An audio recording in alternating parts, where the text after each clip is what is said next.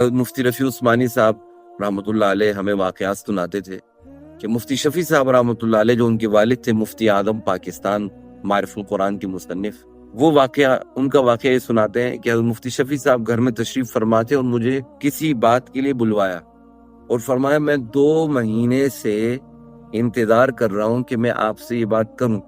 لیکن آپ کی مصروفیت، آپ کی ضرورت کو سامنے رکھتے ہوئے میں سوچتا ہوں ابھی موقع نہیں ہے، جیسے کوئی صحیح وقت ہوگا تو بات کروں گا۔ تو آج مجھے لگا کہ آپ فارغ ہیں، آپ کا موڈ اچھا ہے، آپ سے بات ہو سکتی ہے، تو آج میں آپ سے بات کر رہا ہوں۔ مفتی رفیع صاحب عرض کرنے لگے والد صاحب سے، حضرت آپ تو میرے والد مربی شیخ ہیں، میرے استاد ہیں، آپ کو کسی انتظار کی کیا ضرورت ہے، آپ تو جب چاہیں مجھ سے بات کریں۔ میں نہیں، وقت کا صحیح انتظار کرنا تو۔ آج ہمارے والدین بہت اچھی باتیں کرتے ہیں، استاد بہت اچھی باتیں کرتے ہیں، شیخ مربی اچھی باتیں کرتے ہیں، اسپیکرز اچھی باتیں کرتے ہیں، لیکن یہ بھول جاتے